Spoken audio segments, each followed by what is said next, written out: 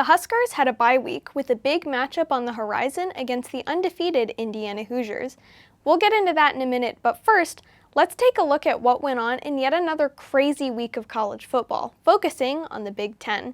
My name is Viv, and welcome to the Nebraska Conversation. Well, the Huskers somehow got ranked number 25 by the coaches poll. Not saying they don't deserve it, but there really wasn't a whole lot of action, meaning losses in the bottom half of the top 25. We aren't complaining though, we'll be happy to take it. The Big Ten had a lot of super exciting games, with Oregon beating Ohio State by 1 point going down to the wire, Penn State defeating USC at USC in overtime 33-30, and Purdue giving the Fighting Illini a run for their money, taking them to overtime just to lose 50-49. They brought in a new freshman quarterback, Brown, who threw 297 yards and ran for 118. What a performance! One of my favorite Big Ten running backs, Maccabee, also had 102 yards on 11 carries. That's almost 10 yards a carry. I just love his running style. It's totally non-typical for now. It reminds me of old school NFL backs from the 70s just running with reckless abandon. I was really hoping they would win, as it would have definitely helped the Huskers down the road. Indiana also had a bye this week, so they have time to prepare for us, as we do them.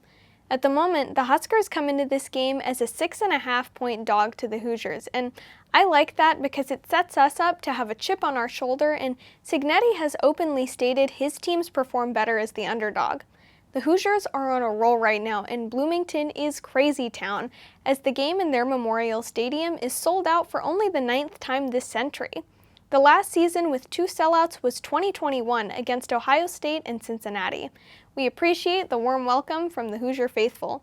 Personally, my memories of Bloomington focus around the Little 500 and a fantastic movie called Breaking Away about a wannabe bicycle racer who fakes being Italian. What are you, exchange student or something?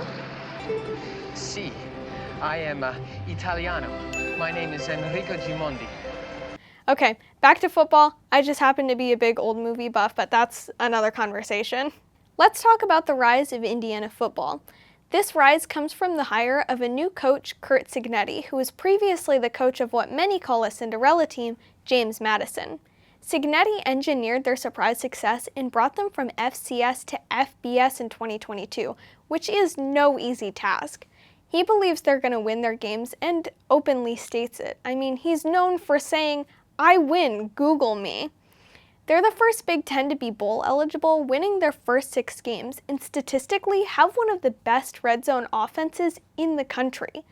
Rick Neuheisel called Cignetti the next Saban, which is a huge compliment. He definitely has some Saban style, as he was an assistant coach for Saban at Alabama from 2007 to 2010 as recruiting coordinator and wide receivers coach. But as we learned last week, the Huskers proved Nick Saban wrong, so now it's time to prove the next Saban wrong. But before I continue, if you like this video and want to see more content like this, be sure to like the video and subscribe to the channel.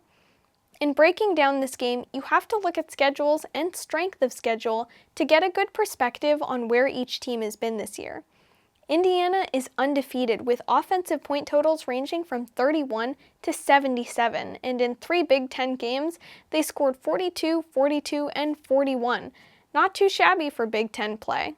Huskers have also played 3 Big Ten teams with scores of 21, 28, and 14, with 1 loss in overtime to Illinois, which seems like a large gap in totals until you look at the teams they've played. The Huskers are very close to being undefeated, with their only loss in overtime to a team ranked 21 or 22 depending on the poll. Indiana hasn't played anyone even close to the top 25. As a matter of fact, they haven't even played a team with a winning schedule. On the other hand, Huskers have played 3 teams with winning schedules, which can say they're better tested, and Indiana hasn't played anyone on our level, which is true, and I'm sure they know that. The truth is, though, schedules can predict games to a certain extent, but digging deeper, it's all about matchups on the field. Surratt is their leading receiver and go-to guy for their quarterback, Rourke. Can Tommy Hill or Sear Wright contain him to a limited performance? Will Nash and Ty be more than the Indiana offensive line is used to dealing with? Add standout James Williams, John Bullock, and Isaac Gifford to the mix. Can Dylan Raiola connect with Nayor, Banks, or Fedoni better than against Rutgers? And how will they adjust to Jackery Barney's speed and misdirection? Will the 1-2 punch of Dowdell and Emmett Johnson be more effective this week? Roland Satterfield's game plan will have to be a good one for us to pull off the victory in Bloomington. Personally, I feel if Raiola can get rid of the ball a little quicker and avoid sacks, we could be in much better shape offensively. I see a lot of chatter about this game and playoff implications, but I feel like it's way too early to think about, and I believe a playoff berth is very wishful thinking. No doubt it would be amazing if it happened, but realistically, it seems unlikely. We have a tough road ahead. Yes, we need to win this game for sure, but one goal at a time. We need a 6th win for a bowl game first, then we can consider more. Which brings me to a segment in our show called Sipple Says. Monday morning on 93.7 The Ticket's Early Break, longtime Husker reporter Steve Sipple said it's gonna be close. This is a monster game for Nebraska, based on it being the 6th win and going into the Ohio State game with some momentum. On the other hand, should we lose at Indiana and lose at Ohio State, we're left wondering who we are. He also mentioned Rourke is a 6th-year guy who's very comfortable in his position. Thank you, Steve Sipple. We appreciate your input. Bill Bush also added he believes our defensive line has the advantage over their offensive line, which could be huge. Looking at our schedule ahead, did you think Whiskey was going to annihilate Rutgers the way they did? Not a great measuring stick for us right now. Iowa pummeled Washington and they looked great. I'm not sure how good the Huskies are, but Iowa looked pretty darn good on Saturday. I think the Huskers will come into this game very well prepared. Keep in mind, we have our own Cinderella team builder who's done it more than Google me Kurt. We all know what Matt Rhule is capable of, and we're watching it come to fruition right in front of us. I have faith in him, and I believe his players and coaches do too.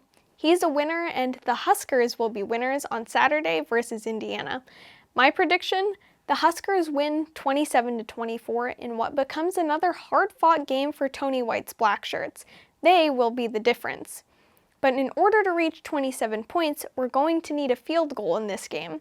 Special teams will step up this week and show they can competently do their job, inspired by Buschini's performance last week. Anyways, that wraps up today's pregame video. As always, if you liked the video, click the like button, subscribe to the channel, and click the bell to get notified about my next video. And I will see you in the next one. Go Big Red!